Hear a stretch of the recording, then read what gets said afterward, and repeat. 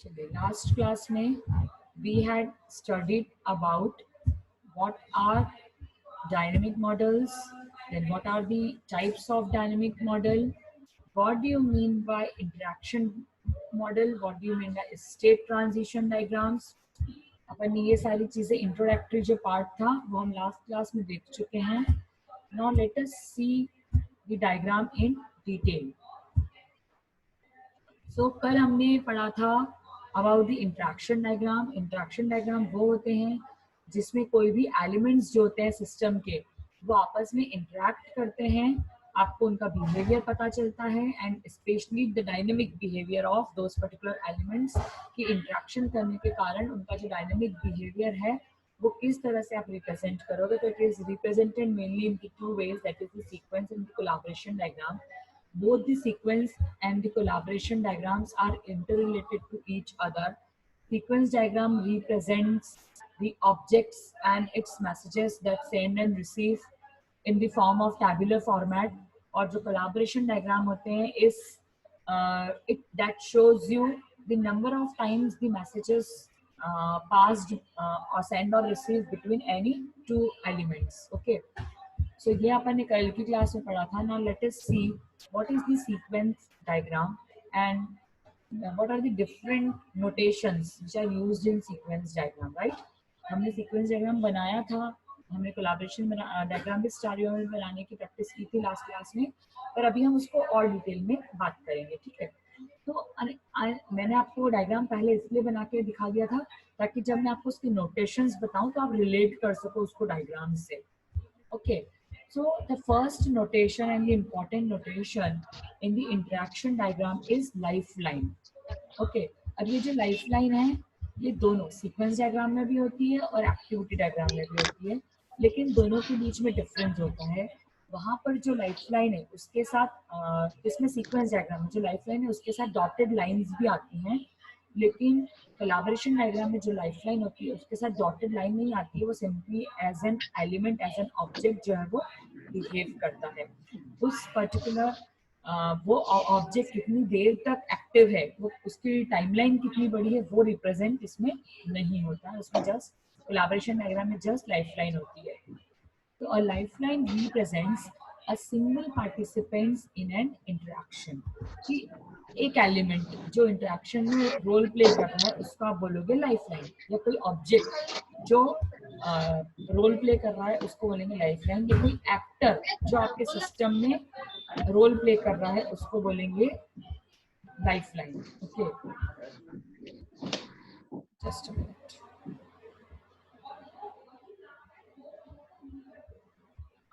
Okay, so a lifeline represents a role that an instance of a classifier may play in the interaction. ठीक है, मतलब lifeline ऐसा role play करेगा कि particular जो भी डेवलपमेंट हो रहा है आपके सॉफ्टवेयर में उसमें जितने भी एलिमेंट्स हैं वो किस तरह का चेंज, किस तरह का इंट्रैक्शन जो आपस में परफॉर्म कर रहे हैं. अब लाइफलाइन को यूज करने के लिए सबसे पहले आपको डिसाइड करना पड़ेगा इट्स नेम. ठीक है, that is the name of the lifeline. It is use to refer the lifeline with a specific interaction. कि नेम क्या होगा कि उसका इंटरेक्शन किस टाइप का है. जैसे मैंने लाइफलाइन के नाम दिए थे, मैंने लाइफलाइन का नाम दिए थे जीमेल अकाउंट होल्डर, फिर मैंने नाम दिया था वेब ब्राउजर, फिर मैंने नाम दिया था डेटा हैंडलर, फिर मैंने नाम दिया था www.gmail.com. तो ये ऑप्शनल है, मतलब आप कोई भी नाम जो है वो लिख सकते हो, बट वो रिलेटेड होना चाहिए, उस ऑब्जेक्ट को उसको रिप्रेजेंट करना चाहिए. ठीक है, तो सबसे पहले इंपॉर्टेंट चीज होगी लाइफलाइन में उसका नाम. फिर सेकेंड चीज होती है लाइफलाइन में उसका type. It is the name of the classifier of which the lifeline represent an instance. अब जैसे मैंने लिखा है जीमेल अकाउंट होल्डर, तो अकाउंट होल्डर में तो भी डेफिनेटली एक एक्टर होगा, क्योंकि जीमेल को यूज करने वाला एक्टर. यदि जीमेल में मेरा अकाउंट है तो मैं भी एक्टर हूँ, जीमेल में आपका अकाउंट है तो आप भी एक एक्टर हो. तो आप, अभी मैं बताऊंगी आपको जब और प्रैक्टिस करेंगे हम लैब में सीक्वेंस डायग्राम की परसों की क्लास में, तो आप कैसे किसी लाइफलाइन को एक्टर में रिप्रेजेंट कर सकते हो उसका एग्जांपल भी मैं आपको बताऊंगी. तो आप टाइप भी बता सकते हो कि वो एक्टर है, वो नॉर्मल ऑब्जेक्ट है, वो या कोई दूसरा पार्ट है आपके प्रोजेक्ट सॉफ्टवेयर डेवलपमेंट का या प्रोजेक्ट का, तो आप उसका टाइप भी रिप्रेजेंट कर सकते हो। और लास्ट जो इम्पॉर्टेंट चीज़ होती है सिलेक्टर। आपको लेमन लैंग्वेज में अपन अभी इसकी डेफिनेशन में नहीं जाए तो सिलेक्टर एक बूलियन कंडीशन होती है। बूलियन कंडीशन मतलब आप बोल सकते हो कि in the form of yes और नो। बूलियन उसी को बोलते हैं, आइदर 0 और 1। तो यहाँ पर 0 और 1 क्या रहेगा कि यदि आपका एलिमेंट है, यदि वो मल्टी वैल्यूड है, मल्टी वैल्यूड मतलब फोन नंबर, तो फोन नंबर हमेशा मल्टी वैल्यूड एट्रीब्यूट्स होते हैं। यस और नो, जो ईमेल आईडी होता है वो हमेशा मल्टी वैल्यूड होता है, लेकिन जो नेम है, जो रोल नंबर है, वो हमेशा सिंगल वैल्यूड होता है। तो आप सिलेक्टर की हेल्प से रिप्रेजेंट कर सकते हो कि आपका जो एलिमेंट है वो मल्टी वैल्यूड है या वो सिंगल है। ठीक है, तो आप यहाँ पर कंपलसरी नहीं है, सिलेक्टर को रिप्रेजेंट करना ऑप्शनल है। आप बहुत डेप्थ में जाओगे यदि सीक्वेंस डायग्राम तो ही आपको सिलेक्टर को शो करना है, अदरवाइज सिलेक्टर को शो करना ऑप्शनल है, आपको सिलेक्टर को शो करना कंपलसरी नहीं है। पर सिलेक्टर क्या होता है आपको ये समझ में आया? सिलेक्टर वहां यूज करेंगे जब एलिमेंट या तो मल्टी वैल्यूड है या सिंगल वैल्यूड है, ये रिप्रेजेंट करने के लिए, मतलब जब भी मल्टीप्लिसिटी की वैल्यू मोर देन 1 होगी। चलो सबसे लास्ट सेंटेंस पढ़ेंगे। If the referenced content connectable element is multi-valued, that is has a multiplicity greater than 1, then the lifeline may have expression selector that specify which particular part is represented by this lifeline. ठीक है, तब आप selector, और यदि if the selector is omitted, यदि selector को आप omit कर रहे हो, उसको use नहीं कर रहे हो, इसका मतलब ये है कि it that an arbitrary representative of the multi-valued connectable element is chosen, मतलब आप उसका सेकेंड पार्ट यूज कर रहे हो, मतलब आपने रैंडम कोई भी यूज कर लिया, आप किसी एक को यूज, मतलब 4 फोन नंबर है तो आपने बाय डिफॉल्ट 4 में से किसी एक फोन नंबर को सिलेक्ट कर लिया, मतलब आप चारों को यूज जब करोगे, जब आप सिलेक्टर का यूज करोगे, और यदि आप चारों में से किसी एक का ही यूज कर रहे हो तो आपने आर्बिट्री किसी एक को सिलेक्ट कर लिया, तो आप उस केस में क्या करोगे कि आप सिलेक्टर का यूज नहीं करेंगे, सिलेक्टर को ओमिट करेंगे। आपको समझ में आया? तो सिलेक्टर कहाँ पर यूज करेंगे? In case of multi valued attributes. तो मल्टी वैल्यूड एट्रीब्यूट मैं फिर बता रही हूँ कौन कौन से होते हैं मल्टी वैल्यूड एट्रीब्यूट। एक फोन नंबर होता है आपका मल्टी वैल्यूड एट्रीब्यूट, आपका email ID multi value attribute होता है। ठीक है, आपका डिपार्टमेंट कभी भी मल्टी वैल्यूड नहीं हो सकता, हमेशा आप एक ही डिपार्टमेंट में काम करते हो। आपका रोल नंबर कभी भी मल्टी वैल्यूड नहीं हो सकता, आपका नाम कभी भी मल्टी वैल्यूड नहीं हो सकता। ठीक है, आपका जो कॉन्टैक्ट नंबर तो हो सकता है, आपका ईमेल आईडी भी हो सकता है। ठीक है, तो आपको ये सब चीज़ें ध्यान रखनी है। तो ये लाइफलाइन से रिलेटेड है, मतलब लाइफलाइन में क्या होगा?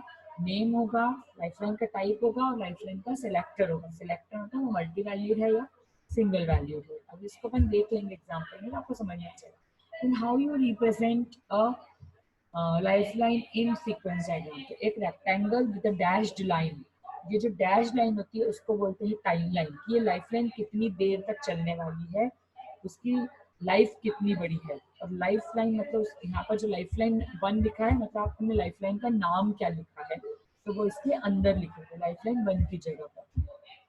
चलिए, अब सेकेंड चीज जो होती है दैट इज मैसेजेस। अब ऑब्वियसली कल की क्लास में हम पढ़ चुके कि मैसेज क्या होते हैं, which we pass between various lifelines. एक ऑब्जेक्ट से दूसरा ऑब्जेक्ट, एक मैसेज से दूसरे, मतलब सॉरी एक एलिमेंट से दूसरे एलिमेंट, एक फंक्शन से दूसरे function, whatever we are passing the message to perform any task are known as messages. So messages is a specific type of communication between two lifelines in an interaction। जैसे हमने कल Gmail account holder और web browser के बीच में लिखा था कि opens web browser, फिर एक बार ओपन हो गया वेब ब्राउजर तो हमने www.gmail.com को लिखा था कि ओपन दी वेब पेज www.gmail.com। फिर एक बार हमारा वेब ब्राउजर ओपन हो गया तो सॉरी हमारा जीमेल ओपन हो गया तो हमने लिखा enter user ID and password, लेकिन वो हमने सेल्फ मैसेज में लिखा था। तो सेल्फ मैसेज में दो के बीच में इंटरेक्शन नहीं होगा, वो रिकरेंट होगा, मतलब सेल्फ कॉल होगा। ठीक है, हाँ यदि आप डेटाबेस से चेक करवा रहे हो तो डेटाबेस में जाएगा आपका मैसेज, तो वो भी आपका एक टाइप का मैसेज हो गया जो जा रहा है। ठीक है, तो a message involves following activity. A call message which is used to call an operation, किसी भी ऑपरेशन को कॉल करना, तो वो आपका एक कॉल मैसेज हो गया। ठीक है, now a message used to create an instance, किसी भी इंस्टेंस को क्रिएट करने के लिए आप मैसेज यूज कर सकते हो। मैंने मतलब आपको एक नोटिस भेजा, जैसे मैंने आपको बोला कि मैंने असाइनमेंट अपलोड कर दिया, तो ये एक इंस्टेंस भी हो सकता है। किसी ऑपरेशन को कॉल करना, मुझे ऐड फंक्शन यूज करना है, मुझे मल्टीप्लाई फंक्शन यूज करना है, मुझे शो डेटा करना है, मुझे पुट डेटा करना है, मतलब किसी ऑपरेशन को कॉल करूंगी तो कॉल मैसेज होगा। किसी इंस्टेंस को क्रिएट करूंगी तो इंस्टेंस मैसेज होगा, क्रिएट मैसेज हो गया। यदि मैं उस इंस्टेंस को डिस्ट्रॉय कर दूंगी तो वो डिस्ट्रॉय मैसेज हो जाएगा, right. For sending a signal, ये भी बहुत सारी डिवाइसेस में होता है, जैसे अलार्म, कि आपने कोई अलार्म सेट कर रखा है आपके सिस्टम में कि 11 बजे ऐसा होना चाहिए, तो अलार्म सेट करने के लिए जो मैसेज होता है वो अलग होता है, ठीक है। तो when a lifeline receives a call message, it acts as a request to invoke an operation. मैंने बताया कि get data, put data, add, multiply, मतलब आप किसी भी ऑपरेशन को करने के लिए इन्वोक कर रहे हो उसको, ठीक है। अब when a lifeline is executing a message, it has a focus of control, ठीक है। आप कोई भी मैसेज को एग्जीक्यूट कर रहे हो, मतलब आप कोई, कि मैंने बोला please keep quiet, please keep quiet मतलब मैं आपको एक मैसेज दे रही हूँ कि आपको डिसिप्लिन मेंटेन करके रखना है क्लास में। आपको ये कोई अलार्म जनरेट हुआ, मतलब आपको सेफ्टी मेजर्स भी हो सकते हैं कि आपको सब प्रिकॉशन लेना, या you have to be out of you have to be out of building. तो this are known as flow of control. Flow of control मतलब कि जैसे जैसे आप इंट्रैक्शन करते हो, आपको लाइफलाइन के बीच में आपका जो इंट्रैक्शन होगा वो होगा always with focus of control. तो ये जो फोकस ऑफ कंट्रोल रहेगा इसको बोलते हैं फ्लो ऑफ कंट्रोल। मतलब कौन सा मैसेज किसको जाना है, कौन सा मैसेज किसको नहीं जाना है, you have to remember this. आपको जब भी आप सीक्वेंस डायग्राम बनाएंगे तो मैसेजेस का बहुत इंपॉर्टेंट है, बहुत डिफरेंट टाइप के मैसेजेस होते हैं, आपको सभी मैसेजेस को ध्यान में रखना है, ठीक है। मतलब different type of messages use for different type of purpose. Let's see it. तो सबसे पहला है सिंक्रोनस मैसेज। तो सिंक्रोनस मैसेज क्या होता है? The sender of a message keeps waiting for the receiver to return control from the message execution. मतलब यहाँ पर सिंक्रोनस, सिंक्रोनस का मीनिंग क्या होता है, कोई बताएगा? Synchronous is always two way, कि आपने मैसेज किया तो आपको उसका रिप्लाई भी मिलेगा, दैट इज सिंक्रोनस। सिंक्रोनस मतलब two way, that is the, जो सेंडर और रिसीवर के बीच में होता है हमेशा उसको क्या बोलते हैं हम? सिंक्रोनस बोलते हैं, राइट। अब दूसरा होता है एसिंक्रोनस मैसेज। एसिंक्रोनस मतलब सेंडर ने सेंड तो कर दिया पर वो रिसीवर से वापस रिटर्न मैसेज के लिए वेट नहीं करेगा, that is the meaning of asynchronous. मतलब आप मैसेज करते गए, जैसे मैंने आपसे क्वेश्चन पूछा, am I start am I start sorry shall I start sharing my PPT, are you ready? तो यदि आप बोलते हो यस, तो that is the synchronous message, कि मैंने आपसे पहले पूछा, आपने रिटर्न किया, तब मैंने स्टार्ट किया, राइट। ए सिंक्रोनस मैसेज में जैसे मैंने कल असाइनमेंट पुटअप कर दिया गूगल क्लासरूम में, तो I don't wait for your reply, मतलब मुझे जो आपको असाइनमेंट देना था मैंने वो डाल दिया, आई गेव असाइनमेंट, बट मैं रिप्लाई नहीं चाहती हूँ आपसे कि आप बोलोगे हाँ okay madam, okay madam, okay madam. Once आपको असाइनमेंट मिला है मतलब ये आपको अंडरस्टूड है कि यस आपको असाइनमेंट करना है और डेडलाइन के पहले उसको सबमिट करना है, ठीक है। अब सिंक्रोनस मैसेज में मैंने बोला कि रिप्लाई आएंगे, रिटर्न मैसेज आएगा, तो उसको बोलते हैं रिटर्न मैसेज, या उसको रिप्लाई मैसेज भी बोल सकते हो, कि जो आप एक्नॉलेजमेंट देने के लिए करते हो कि हाँ शैल आई स्टार्ट, तो आपने कहा यस, तो यस जो हो गया वो क्या हो गया? Return message. जैसे हमने कल की क्लास में देखा था कि enter user and password, check for that, यदि वो ऑथेंटिकेशन करेक्ट हो जाता तो रिप्लाई आता है लॉगिन सक्सेसफुल, तो लॉगिन सक्सेसफुल आपका एक रिटर्न मैसेज हो गया, रिप्लाई मैसेज हो गया। फिर ऑब्जेक्ट क्रिएशन। ऑब्जेक्ट क्रिएशन मतलब डेफिनेटली एक इंस्टेंस आप क्रिएट कर रहे हो, आपको कोई काम परफॉर्म करना है तो उसका आप ऑब्जेक्ट बना रहे हो, आपको गेट डेटा, पुट डेटा जैसे फंक्शंस को यूज करना है तो आप उसके लिए ऑपरेशन क्रिएट, ऑब्जेक्ट क्रिएट कर रहे हो। आपने जो ऑब्जेक्ट को क्रिएट किया है आप उस ऑब्जेक्ट को डिस्ट्रॉय भी कर सकते हो। डिस्ट्रॉय कर सकते हो का मतलब है कि आपको उसको फर्दर यूज नहीं करना है तो आप उसको डिलीट कर सकते हैं। देन नेक्स्ट होता है फाउंड मैसेज। फाउंड मैसेज मतलब जो out of the sender of the message is outside the scope of interaction, ठीक है। Outside the scope of the interaction मतलब कि ऐसा मैसेज जिसका स्कोप जो है वो छोटा हो, तो आपको यदि उसको एज ग्लोबल यूज करना है, आपको आउट ऑफ द लोकल भी यूज करना है, तो आप उसके लिए फाउंड मैसेजेस का यूज कर सकते हो। जैसे आप कंप्यूटर नेटवर्क में फाउंड मैसेजेस का बहुत ज्यादा इंपॉर्टेंट है, आप लोग पढ़ चुके हो कंप्यूटर नेटवर्किंग, आई थिंक आपके थर्ड सेमेस्टर में, तो आपने वहाँ पर फाउंड और लॉस्ट मैसेजेस पढ़े होंगे कि एक्नॉलेजमेंट जिनका नहीं मिलता है वो लॉस्ट मैसेज है। मतलब मैं पूछ रही हूँ have you understood, have you understood, have you understood 3 बार मैंने पूछा, किसी ने रिप्लाई नहीं किया, मतलब यू आर लॉस्ट मैसेज, मतलब या तो मेरा मैसेज गया नहीं है या आप लोग कॉन्शियस माइंड में नहीं हो, आप सिर्फ लॉग इन करके सो गए हो या अपने मम्मी का घर का काम करने लग गए। ठीक है, तो लॉस्ट मैसेजेस और फाउंड मैसेज उसको बोलते हैं।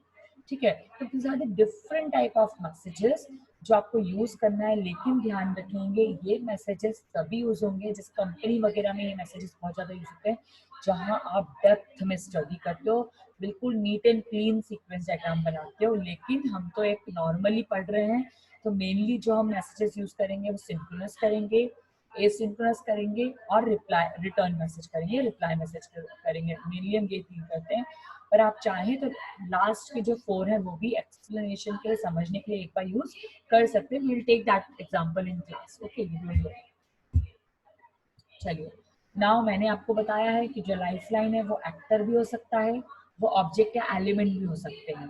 तो एक्टर आपको पता है जो इंटरैक्ट करता है सिस्टम से, उसको क्या बोलते हैं, एक्टर बोलते हैं। और जो एक्टर है वो ऑब्जेक्ट्स का और एलिमेंट्स का सिस्टम में क्या करता है, यूज करता है। तो एक्टर, जैसे आपको पता है हम बहुत सारे एक्टर्स का यूज कर चुके हैं अभी तक, सिस्टम एक्टर का यूज कर चुके हैं हम, स्टूडेंट एक्टर का यूज कर चुके हैं हम, फिर हम फैकल्टी का यूज कर चुके हैं, फिर हम केशियर का यूज कर चुके हैं, हम एडमिनिस्ट्रेटर का यूज कर चुके हैं, हम क्लाइंट का यूज कर चुके हैं।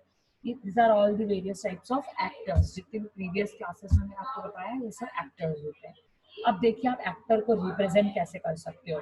जैसे यहाँ पर आपके यूजर है, तो आप जैसे मैंने लिखा था जीमेल अकाउंट होल्डर, तो उसको भी मैंने लाइफलाइन के अंदर लिख दिया था, वो भी गलत नहीं है, लेकिन आपको उसका टाइप के साथ रिप्रेजेंट करना है, मतलब आपको लाइफलाइन को विद टाइप रिप्रेजेंट करना है। तो आप इस तरह से केवल एक्टर बनाकर यूजर भी लिख सकते हो कि यहाँ पर जो लाइफलाइन है, जहाँ पर जो इंटरेक्ट करेगा, जो एलिमेंट है वो क्या है, यूजर है। ठीक है, फिर मैंने लिखा है थिएटर, ये एक नाम दिया है, और सर्वर। ठीक है, आप इसको कोई और नाम भी दे सकते हो, नेमिंग कन्वेंशन तो आपके अकॉर्डिंग हो सकता है।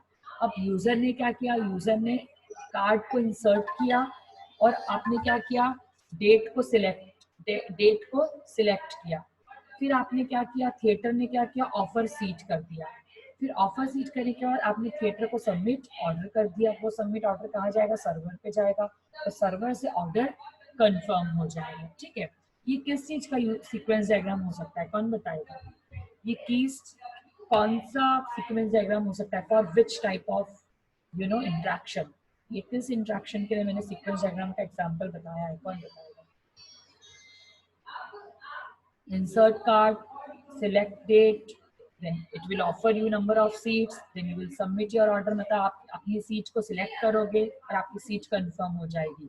और ऊपर लगा है थिएटर, तो मूवी का है ये, आप कोई मूवी देखने जा रहे हैं, तो ये सीक्वेंस डायग्राम किसी भी पीवीआर के लिए हो सकता है या आप आइनॉक्स के लिए कर सकते हो। अब सर्वर का क्या रोल है यहाँ पर, तो सर्वर का ये रोल है कि सर्वर आप टिकट ऑफलाइन भी, सॉरी ऑफलाइन मतलब टिकट काउंटर से जाकर भी करते हो, आप कभी ऐप से भी करते हो, आप कोई वेबसाइट से भी करते हो, आप डिफरेंट डिफरेंट जगह से सीट बुकिंग करते हो। लेकिन आप सीट बुकिंग कहीं से भी करो, हमेशा एक सीट एक ही को मिलती है, एक सीट पे मल्टीपल मेंबर कभी भी नहीं होते हैं।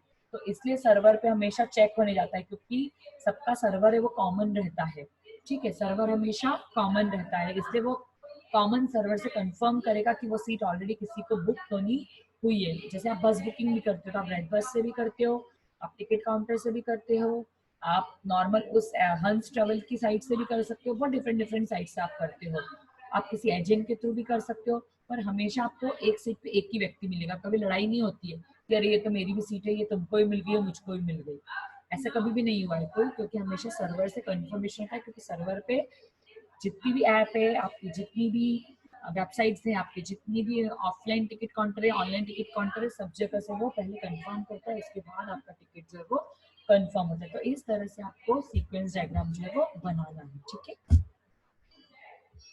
तो मैसेजेस क्या होते हैं, टाइप्स ऑफ मैसेजेस क्या होते हैं, ऑब्जेक्ट एलिमेंट का पर्पस क्या होता है, these are the different questions which comes from today's lecture। if you have any doubt you can ask।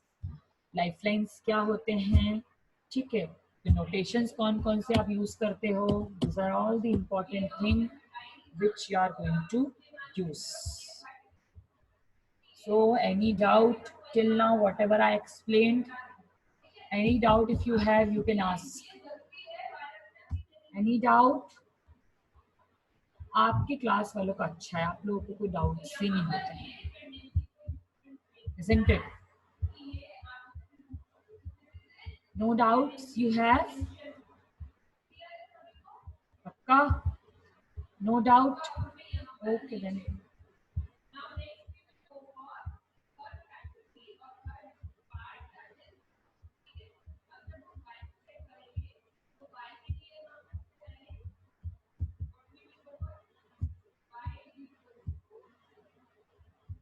Okay तो अभी तक हमने जो पढ़ा वो क्या पढ़ा कि इंटरेक्शन डायग्राम में कौन कौन सी चीजें कॉमन होती है, मतलब उसमें क्या क्या होता है, तो लाइफ लाइन होती है और मैसेजेस होते हैं, ये दो चीज हमारी बहुत इंपॉर्टेंट होती है, ठीक है।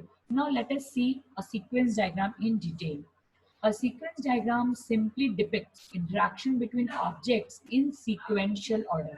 यहाँ पर आपका सीक्वेंस का बहुत इंपॉर्टेंस है, 1 2 3 4 5 जो मैसेज की जो ऑर्डरिंग है उसका बहुत इंपॉर्टेंस है। The purpose of a sequence diagram in UML is to visualize the sequence of messages flow in the system. तो किस तरह से जो मैसेजेस हैं वो सिस्टम में फ्लो हो रहे हैं, उनका सीक्वेंस का बहुत इंपॉर्टेंट है। और ये जो सीक्वेंस है हमेशा लाइफलाइन के बीच में होती है, और लाइफलाइन जो है वो आपके बीच बीच में आके रोल प्ले करते हैं, मतलब उसका टाइम ऑर्डरिंग जो है वो बहुत इंपॉर्टेंट है। कि आपको कॉलेज आना है तो कॉलेज आने के लिए आप कभी ऐसा फ्लो नहीं बना सकते कि पहले लेक्चर अटेंड कर लिया, फिर क्लास में आ गए, फिर बस में बैठ गए, फिर घर में रेडी हो गए। ये फ्लो आपका हमेशा गलत होता है। सबसे पहला आपका करेक्ट फ्लो क्या आता है कि आप घर में आप रेडी हुए, फिर आप बस स्टॉप पर आए, फिर आप क्लास में एंटर हुए और फिर आपने पढ़ाई करना शुरू। This is the right flow. तो सीक्वेंस डायग्राम में जो टाइम ऑर्डरिंग है उसका बहुत ज्यादा इंपॉर्टेंस है, तो आपको ये हमेशा ध्यान रखना है। A sequence diagram shows an implementation of a scenario in the system. मतलब सिनारियो मतलब मैंने अभी जो बताया कि आप क्लास अटेंड कर रहे हो, तो क्लास अटेंड कर रहे हो ये एक सिस्टम है, तो उसका सिनारियो क्या है, क्लास अटेंड करने के लिए आप पहले उठ रहे हो घर में, फिर आप रेडी हो रहे हो, आप बस स्टॉप पे बस पकड़ रहे हो, फिर आप कॉलेज आ रहे हो, क्लास अटेंड कर रहे हो और फिर मतलब क्लास में एंटर हो रहे हो, फिर आपका लेक्चर अटेंड कर रहे हो। मतलब कि सिनारियो हो गया, मतलब आपकी लाइफ लाइन हो गई पूरी कि आपने क्या पर्टिकुलर सिस्टम को फॉलो किया, आपका सिस्टम किस तरह से एग्जीक्यूट हुआ एक क्लास अटेंड करने के लिए। ठीक है, आपको शॉपिंग मॉल में जाना है तो आप क्या करते हो, घर में पहले लिस्ट बनाते हो, फिर अपने बैग या टू व्हीलर रेडी करते हो, फिर आप मॉल तक पहुंचते हो, फिर वहां से हर कंपार्टमेंट से अलग अलग अपना सिलेक्ट करते हो अपने आइटम्स को, फिर आप फाइनली कैशियर के पास जाके उसका बारकोड रीडर से स्कैन करवाते हो, फिर आपका बिल जनरेट होकर आप उसको बिल पे करते हो, फिर आप बाहर आते हो मॉल के and then you come back to home. मतलब that is the total lifetime of your object, फिर आप किस तरह से बिहेव कर रहे हो, या आपका पूरा ऑब्जेक्ट का लाइफ टाइम हो गया। तो आपका जो सीक्वेंस डायग्राम है वो यही शो करता है कि आपके सिस्टम का सिनारियो कैसा है, आप वर्क फ्लो कैसे कर रहे हो, आपका फ्लो कैसे हो रहा है, मैसेजेस कैसे पास हो रहे हैं एक ऑब्जेक्ट से दूसरे ऑब्जेक्ट में। ठीक है, तो in sequence diagram a lifeline is represented by a vertical bar. मैंने आपको अभी बताया था कोलैबोरेशन डायग्राम और सीक्वेंस डायग्राम के लाइफलाइन में यही डिफरेंस है कि इसमें एक वर्टिकल बार भी होता है, इसमें डैश्ड लाइन होती है, इसमें टाइम लाइन होता है, पर कोलैबोरेशन में ऐसा नहीं होता है। A message flow between two or more objects is represented using a vertical dotted line which extend across the bottom of the page, जिसको आप फर्दर एक्सटेंड कर सकते हैं। आपने देखा होगा कल मैंने सिलेक्ट करके उसको लंबा किया था, बिग किया था। ठीक है, तो सीक्वेंस डायग्राम में आप क्या करते हो, जैसे जैसे फ्लो होंगे मैसेज के बीच में उसकी लाइफलाइन जो सॉरी उसकी जो टाइमलाइन है वो क्या होती जाएगी, उसकी जो टाइमलाइन है वो बढ़ती जाएगी। Okay okay, then in a sequence diagram different type of messages and operators are used which are described below. हम कल की अभी लास्ट पीपीटी में देख चुके हैं कि जो सीक्वेंस डायग्राम है उसमें टाइप ऑफ मैसेजेस हो सकते हैं, कौन कौन से होते हैं, सीक्वेंस, एसिंक्रोनस मैसेज, उसके बाद रिटर्न मैसेज जिसको आप रिप्लाई भी मैसेज बोल सकते हो, फिर ऑब्जेक्ट का इंस्टेंस मतलब जहाँ पर आप क्रिएट कर सकते हो, फिर डिलीट करने वाला मतलब जब ऑब्जेक्ट जहाँ पर इंस्टेंस को आप डिलीट कर सकते हो, फिर आपका फाउंड मैसेज और lost messages. This are the different type of messages. ठीक है, तो अब सीक्वेंस डायग्राम में आप क्या कर सकते हो, you can do iteration and branching also. Iteration and branching का वैसे रोल जो है वो एक्टिविटी डायग्राम में ज़्यादा होता है, मैं वहाँ पर आपको बहुत अच्छे से बताऊंगी कि इटरेशन और ब्रांचिंग कैसे एक्टिविटी डायग्राम में बहुत इंपॉर्टेंट लगता है, लेकिन सीक्वेंस डायग्राम में इसका बहुत ज़्यादा रोल नहीं है। लेकिन यदि मुझे कोई ऐसा एग्जाम्पल दिखा तो I will let you know in the lab class कि इटरेशन और ब्रांचिंग को कैसे आप रिप्रेजेंट करते हो। इटरेशन और ब्रांचिंग का मीनिंग आपको पता होगा, दो आप प्रोग्रामिंग और उसके फंडामेंटल को बहुत अच्छे से जानते हो। इटरेशन मतलब जो लूप की बात करते हैं हम सी प्लस प्लस में, वो इटरेशन की कैटेगरी में आते हैं। और ब्रांचिंग की कैटेगरी में क्या आता है, कोई बता सकता है? ब्रांचिंग आप जंप यूज करते हो, गो टू यूज करते हो, that comes under the category of branching. ठीक है, तो अभी इसके बारे में हम पढ़ेंगे डिटेल में। तो this is about your sequence diagram. तो ये एक मैसेज है, मतलब एक सिंपल डायग्राम है जो हम लास्ट क्लास में ऑलरेडी देख चुके हैं कि जितनी भी टाइप की लाइफ लाइन है आप सबको टैबुलर फॉर्म में रिप्रेजेंट कर दोगे। जो डैश्ड लाइन है वो उसकी लाइफ लाइन को शो करते हैं कि वो कितनी उसकी टाइमलाइन कितनी देर है, वो कब एक्टिव होगा कब एक्टिव नहीं होगा, ये रिप्रेजेंट करते हैं आप टाइमलाइन से। ये जो छोटा सा रेक्टेंगल दिख रहा है आपको, ठीक है, जो ये सॉलिड ट्रायंगल के पास आपको दिख रहा है छोटा सा, वो शो करता है कि आपका जो लाइफ लाइन 2 है वो कितनी देर के लिए जगा है, ठीक है, और कितनी देर के लिए वो सोया हुआ है। तो वो आपको टाइमलाइन से शो होता है। लाइफलाइन क्या रिप्रेजेंट करती है? ऑब्जेक्ट का नाम, एक्टर या एलिमेंट। जो मैसेजेस शो करते हैं कि उन दोनों के बीच में सेंड और रिसीव क्या हो रहा है, वो मैसेज शो करते हैं। मैसेज सॉलिड है तो सिंक्रोनस मैसेज है, मैसेज डॉटेड है तो रिप्लाई मैसेजेस है, ठीक है। और मैसेज 1 और आपने देखा होगा मैसेज 1 और मैसेज 4 में कोई ज्यादा डिफरेंस नहीं है, मतलब ए सिंक्रोनस मैसेज। पर आपका यदि मैसेज 1 के बाद मैसेज 2 रिप्लाई के फॉर्म में आ रहा है तो वो सिंक्रोनस मैसेज है। लेकिन मैसेज 4 आपने जस्ट पुट अप कर दिया लेकिन उसका कोई रिप्लाई नहीं आया है, तो वो आपका कौन सा मैसेज है? वो आपका एसिंक्रोनस मैसेज है, जहां पर रिप्लाई नहीं आएगा। तो इस तरह से आप एक सिंपल सीक्वेंस डायग्राम जो है वो ड्रॉ कर सकते हो। सीक्वेंस डायग्राम के हर एक नोटेशन आपको क्लियर है। लाइफ लाइन जो जो एक्टर, एलिमेंट या ऑब्जेक्ट को रिप्रेजेंट करता है। फिर मैसेजेस क्या सेंड और रिसीव हो रहा है लाइफ लाइन के बीच में, ये बताता है। और जो डैश्ड लाइन है वो आपकी टाइमलाइन बताती है, या आप बोल सकते हो कि वर्टिकल बार होती है लाइफ लाइन के साथ जो टाइमलाइन बताती है कि आपकी जो लाइफ लाइन है वो कितनी बड़ी है। और जो आपका ये होलो रेक्टेंगल है वो आपकी रिप्रेजेंट करते हैं टाइमलाइन। टाइमलाइन का मतलब होता है कि कितनी देर के लिए वो आपका ऑब्जेक्ट या एलिमेंट है वो एक्टिव मोड में आएगा, उसके बाद वो डीएक्टिव हो गया और हो सकता है वो फर्दर बाद में एक्टिव मोड में आ जाए, ठीक है। देखो जैसे ये कैश काउंटर दिख रहा है, कैश काउंटर में आपने देखा दो दो यहाँ पर जो है रेक्टेंगल बने हुए हैं इसके वर्टिकल बार के ऊपर। मतलब ये प्लेस ऑर्डर किया जब भी एक्टिव हुआ और जब पे मनी किया वो तब भी एक्टिव हुआ। लेकिन जब ऑर्डर ऑपरेशन किया तो देखो यहाँ पर कोई भी रेक्टेंगल नहीं है। और फिर जब फूड काउंटर ने ऑर्डर सर्विंग का रिप्लाई डायरेक्ट कस्टमर को दिया, मतलब उसने कैश काउंटर को बाईपास कर दिया, तो वहां पर भी कोई भी टाइमलाइन नहीं है। टाइमलाइन का मतलब आपको समझ में आया, मतलब जो एक्टिव स्टेट होगी कि कितनी देर के लिए वो एक्टिव हो रहा है वहां के लिए, ठीक है। तो the ordered sequence of event in a given sequence diagram is as follows. That is सबसे पहले प्लेस एन ऑर्डर, आपने कैश काउंटर पे ऑर्डर प्लेस किया। ऑर्डर प्लेस करने के बाद आपने कैश काउंटर पे मनी पे किया। आपने मनी पे किया जैसे, तो कैश काउंटर आपको ऑर्डर का कंफर्मेशन देगा। फिर वो ऑर्डर का कंफर्मेशन कस्टमर को मिल जाएगा। उस बिटवीन जो कैश काउंटर है वो फूड काउंटर को बता देगा कि ये पर्टिकुलर ऑर्डर आया है, आपको फूड प्रिपेयर करना है, स्टार्ट करना है। फूड प्रिपेयर कर दे, जैसे ही हो जाएगा प्रिपेयर तो कस्टमर को वो फूड जो है वो सर्व हो जाएगा। एक बहुत ही सिंपल सीक्वेंस डायग्राम जिसमें नंबरिंग के फॉर्म में, ऑर्डरिंग के फॉर्म में कितना अच्छा आपको 1 2 3 4 5 6 सीक्वेंस शो किया है कि सबसे पहले ऑर्डर प्लेस होगा, फिर आपको मनी पे करना है, मनी पे होगा तो आपका ऑर्डर कंफर्म हो जाएगा। जैसे ऑर्डर कंफर्म हो जाएगा फूड डिपार्टमेंट को, मतलब जो भी आपके शेफ उनको पता लग जाएगा कि ऑर्डर क्या आया है, वो अपना फूड प्रिपेयर करना शुरू कर देंगे। जैसे फूड प्रिपेयर हो जाएगा वो सर्व कर देंगे। बहुत ही सिंपल।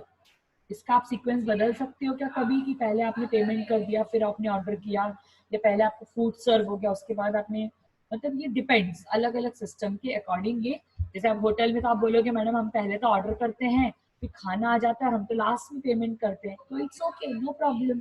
आप उसके लिए उसका सीक्वेंसिंग बदल सकते हो। That depends upon type of system, okay. So don't worry about that, that totally depends on type of system, ठीक है। बेनिफिट्स और ड्रॉबैक आपको मैं कल की क्लास में बताऊंगी। लास्ट 4 मिनट्स बच्चे में अभी बहुत ज़्यादा भागना नहीं है। कितने लोगों को ये सीक्वेंस डायग्राम समझ में आया? Please raise your hands. How many of you understood this sequence diagram? Please raise